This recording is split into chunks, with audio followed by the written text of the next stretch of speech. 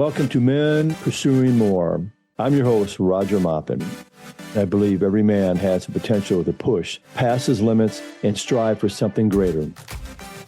Whether you're a former athlete who is looking for what's next, a professional pushing through the daily grind, or someone simply ready to break through life's toughest challenges, if you're ready to step into the pursuit of something more, your pursuit begins now.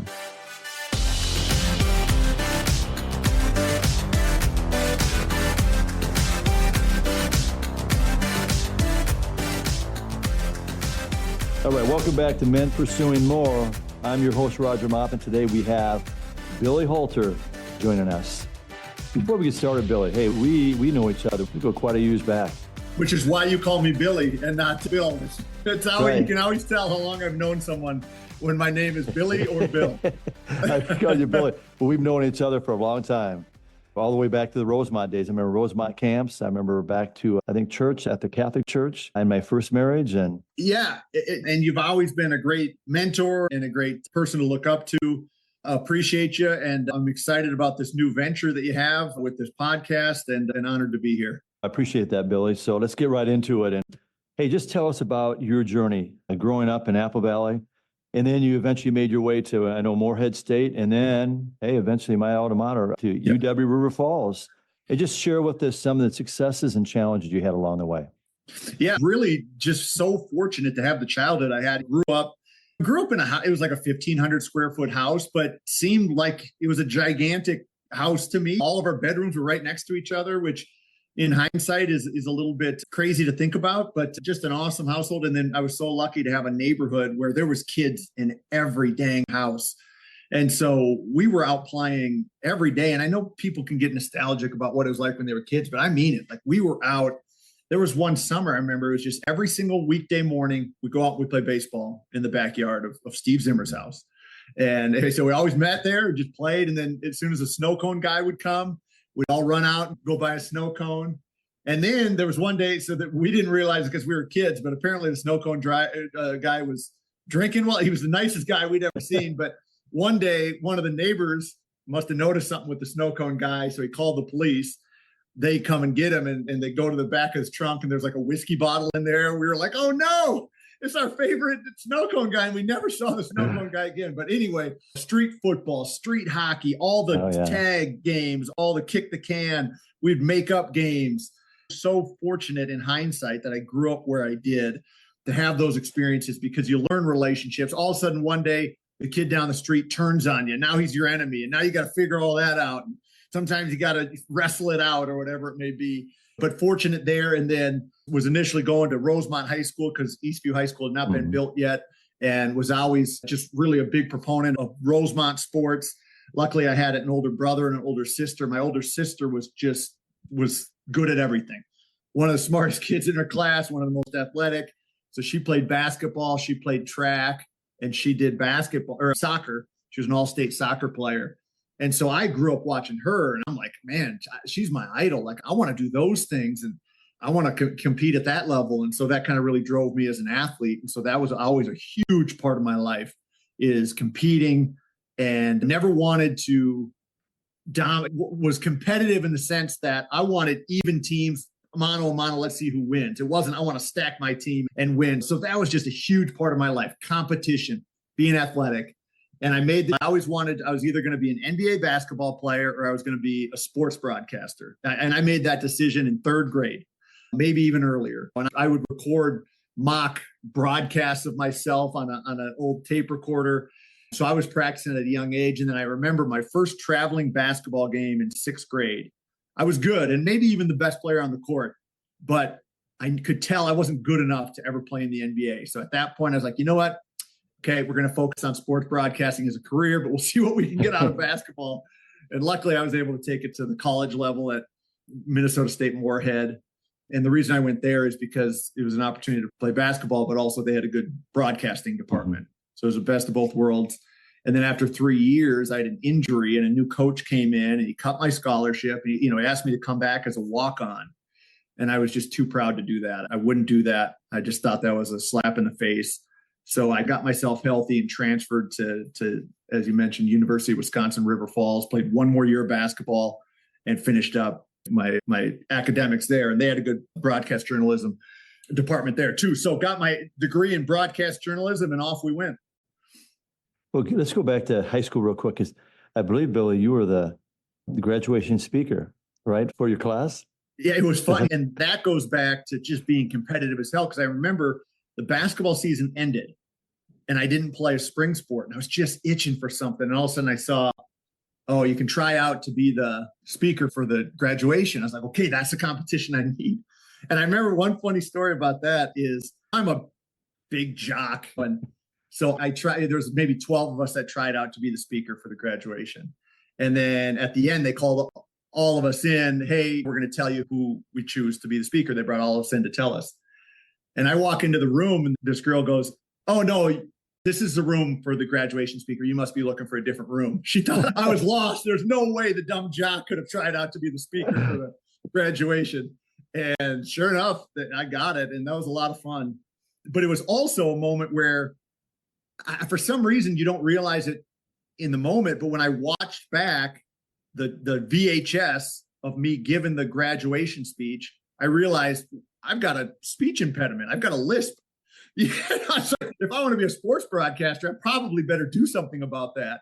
And so shortly thereafter, I started getting just some speech therapy, and it cleared up the lisp for the most part. And that allowed me to eventually go into TV sports and be a broadcaster. But yeah, that was fun. It's interesting how you brought that up about you recognize it by going back and listening to your speech, but nobody else really pointed that out along the way. I heard it a couple times. I was like, what's that? What do you mean? I don't hear it. What do you mean? So didn't really think much of it. And then you hear yourself back. And I encourage you to do that, Roger. Listen to yourself. You're going to be your best critic. It's not vanity to go back and listen to yourself. You're trying to improve yourself. That's the best thing you can do. Is could have interjected here differently. Went too long on that. This is more interesting if I did it this way. So just a piece of advice. That's great advice, I think, for everybody listening. Keep that and make note of that, what Billy just shared. I need to go back and listen to myself too. Let's move forward and let's talk about your journey after UW River Falls and your journey to North Dakota as a sportscaster. You went from North Dakota to California to Florida. Yeah. Tell us about some of those successes and challenges along the way. Yeah. So back then, that was a really sought after position, TV sports in a news station. I don't think it's the case anymore, but so I had a VHS made of some of the stuff I had done in college. And when I interned at Care 11 in Minneapolis, I was able to put together a reel of me doing anchoring. So you just send a resume, a cover letter, and your VHS tape to all these stations. And the first thing they do is they're going to put in that VHS tape, and they probably won't even look at your resume. And eventually I had 2 opportunities, one in Bismarck, North Dakota, and then one somewhere else. And the one somewhere else, the sports director there, who would have been my number one boss, was like, hey, just so you know, like on the weekends, that's when you anchor. I don't want you to ever bother me. I want to have those weekends to myself. And then the sports director in Bismarck, North Dakota was like, hey, I'll help you I will do everything I can to help you along the way. And I eventually ended up going to Bismarck, North Dakota, and learned the importance of having a wonderful mentor. Because this guy, Lee Timmerman was his name, and he just retired, after a brilliant career in North Dakota. He's in the North Dakota Sports Hall of Fame. And he was willing, I was just this raw idiot, didn't know what I was doing. And he was able to give me the tools I needed to be successful in it. And I don't think, number one, if you're looking at jobs and you have a couple of options, don't underrate the idea of who you'd be working with and who you could learn from there.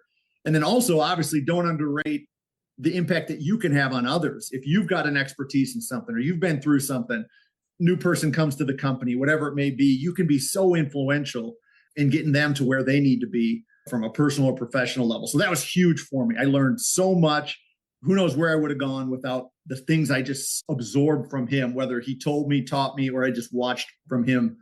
And then I was going to be in my plan. I signed a 1.5-year contract. I was going to be in Bismarck for 1.5 years. And then I'm out of there, go somewhere else. And then I'll be on ESPN in 5 years. That was where my head was. And then the recession hit in 2008.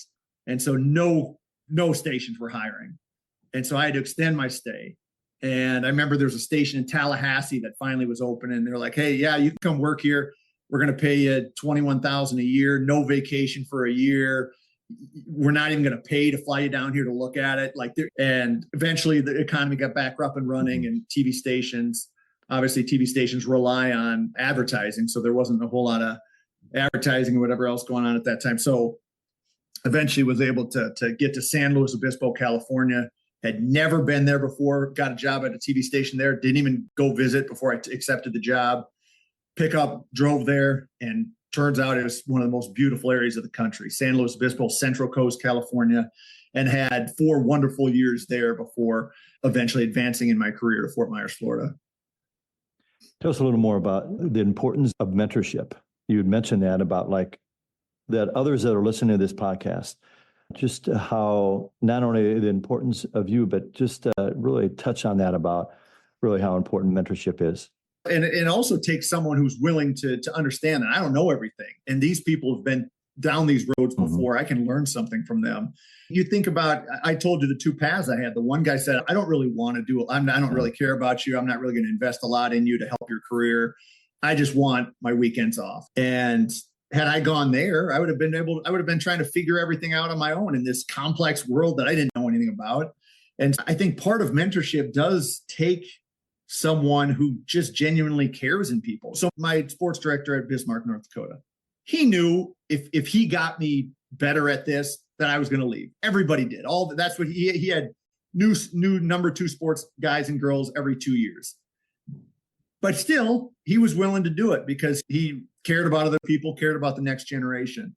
I just have great value in that, in people who care about others, want to see others succeed. And I've had times in my younger years when I look back where it was like, oh, my friend is having success over here, or my friend got this girlfriend over there. And I don't know if jealousy is the way to say it, but I wasn't proud of him. I wasn't happy for him. And then as I got older, and I don't know if I necessarily had someone put an example of this for me, or I just eventually realized, like, be happy for those people in your life. It doesn't affect my life at all if he has a success that I don't have.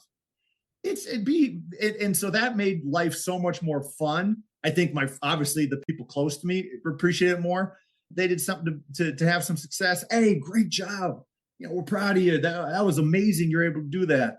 And more likely they're going to reciprocate on you if you have a success. And that just makes your life happier. The idea of judging yourself against other people, which, believe me, I know is easy to do in this day and age when you're seeing people present themselves in the best light possible and how happy they are projecting themselves to be or potentially are. But I just think that was a big lesson that I learned, being proud of others. And again, to circle back what I'm talking about there, my mentor just wanted me to be successful. Didn't have a great stake in it, although for the time I'd be there, I guess I could help him and make his job easier. But he was willing to invest to better my life, and I'm greatly appreciative of that. What do you think of those a couple of key things you said? His willingness and your willingness, because it's got to work both ways. And Roger, you've seen a lot of young people. They don't want to hear it. You don't know anything.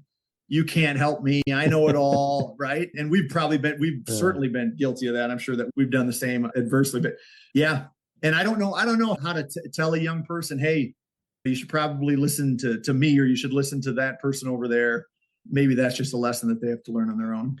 But I think for them, just to listen to your journey, because it's your story, and whatever they take from it, there might be a couple nuggets they take from it that they can take with them going, wow, that did make sense. How he explained mentorship. It's got to be both parties that are willing to. You got to be teachable. You got to be willing to be coached up. So let's continue to move forward with your journey. I think you got married in California and you moved to, I believe, Florida, right? Yep. Got married in California. And then the plan was always, I think I said on our second date, hey, my career is such that I'm going to have to move. There's no room for me to stay here. And she's, yeah. And so that was always understood that we would move. And then after our marriage, there was some mental health stuff that kind of started showing itself to me. And I realized I don't think I can move her out of here. And so I was prepared to get out of the business of sports broadcasting, which was my dream. But certainly was an easy sacrifice to make for a marriage and a family. So I was ready to get out, and I got a job offer at the local college to do some video stuff. And then I had gotten a job as a varsity basketball coach at one of the small high schools in the area. So I was all set. But then at the same time, I got this job offer in Fort Myers, Florida, which was a really good offer. And my wife at the time said, no, let's go to Fort Myers. That's always what we planned to do. And so we went down there together. And then with kind of what we were dealing with there was certainly some wonderful times. And then there were some really challenging times, certainly the hardest part of my life. I had no understanding of mental health whatsoever, literally zero, until kind of dealing with that. And then eventually got divorced 4 years or in 2016, which was certainly the low point of my life. And I was a mixture of felt like a failure, wanted to help her, but wasn't able to help her. And there was part of me that just wanted to get out of Fort Myers. I wanted to get out of Florida. I felt like there's so much broken glass on the ground. I just had to get out of there. But it also coincided with, it was time to get out of sports broadcasting. The writing was on the wall that sports broadcasting, especially at the TV news level, was a dying industry. Luckily here in Minnesota, there's still some opportunities because there is a great interest in local sports. But people have cell phones that they can look on and get the same information that I was giving up. And ESPN had just cut a bunch of people. And so it made me realize, okay, it's time to get out of sports and I need to get out of here and make a fresh start. So moved back to Minnesota at that time. And tell us about that, moving back to Minnesota. Do I start I'm going to get out of TV news for the first time in my professional career. Do I just stay in Fort Myers where I have some contacts, or do I move back to Minnesota where I know? Because there was no other option. I couldn't go somewhere where I had no contacts. I've just made the decision to go back to Minnesota. It felt right.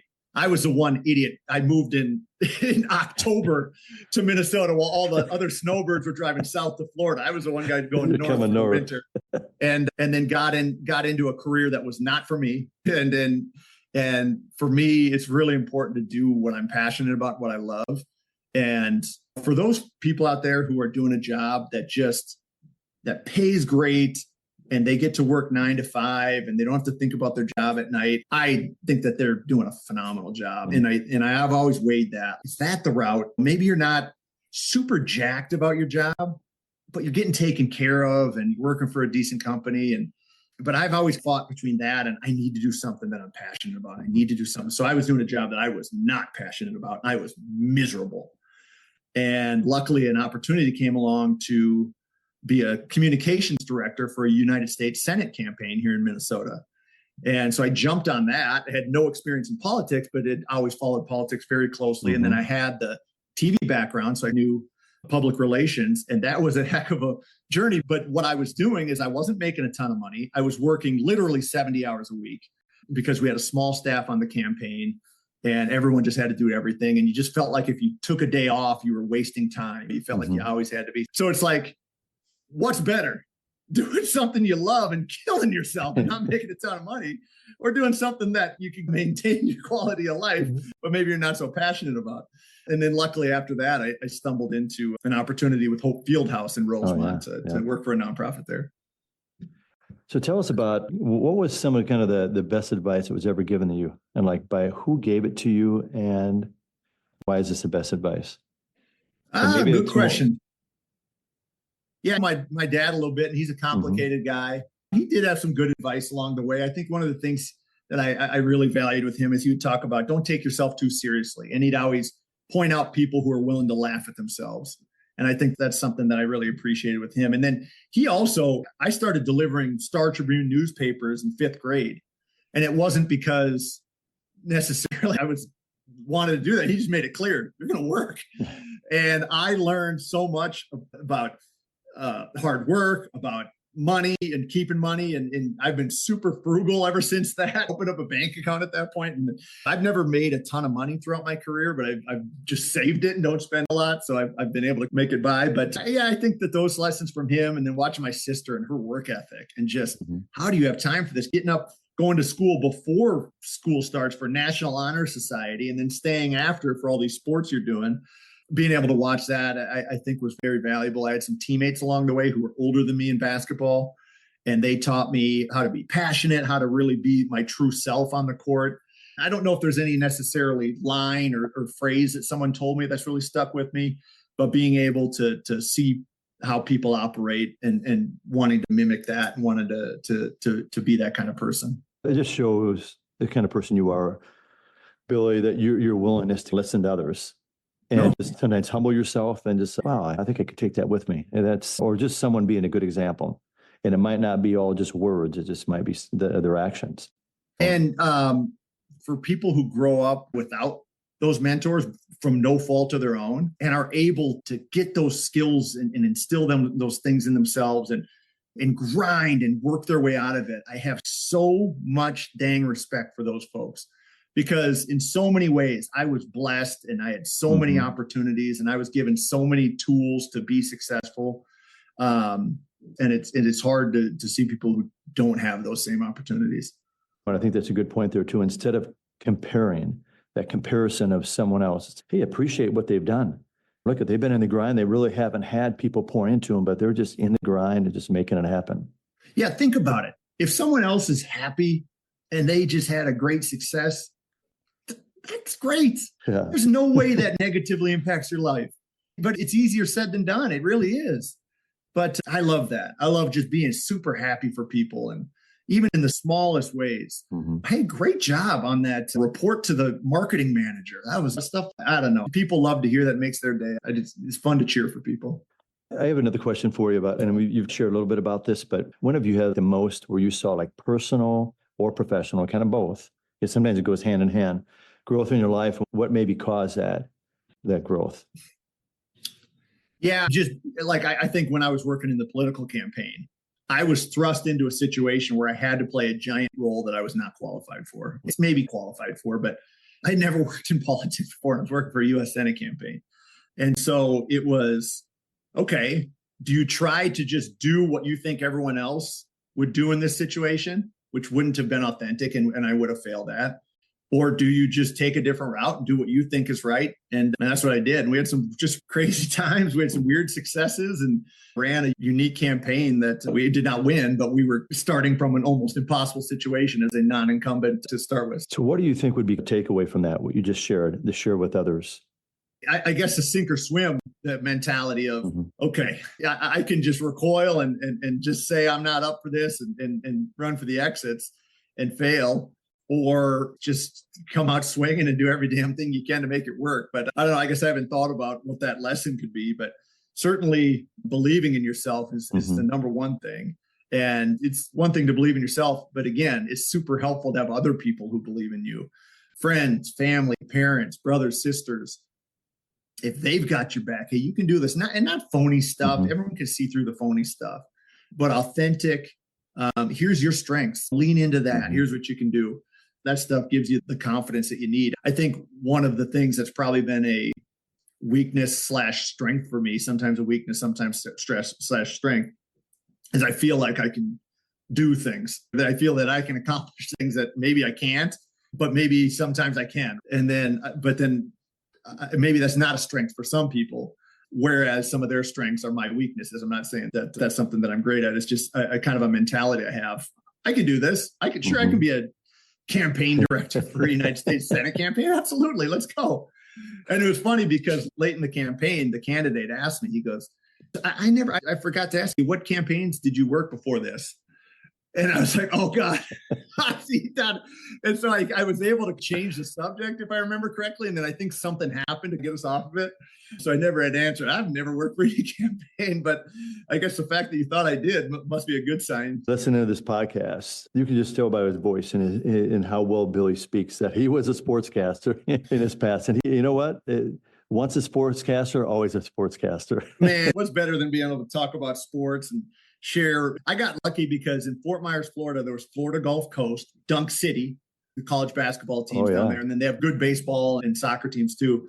Covered awesome teams there. In California, was able to cover Cal Poly, which had some really good sports teams while I was there. Women's basketball, football was really good.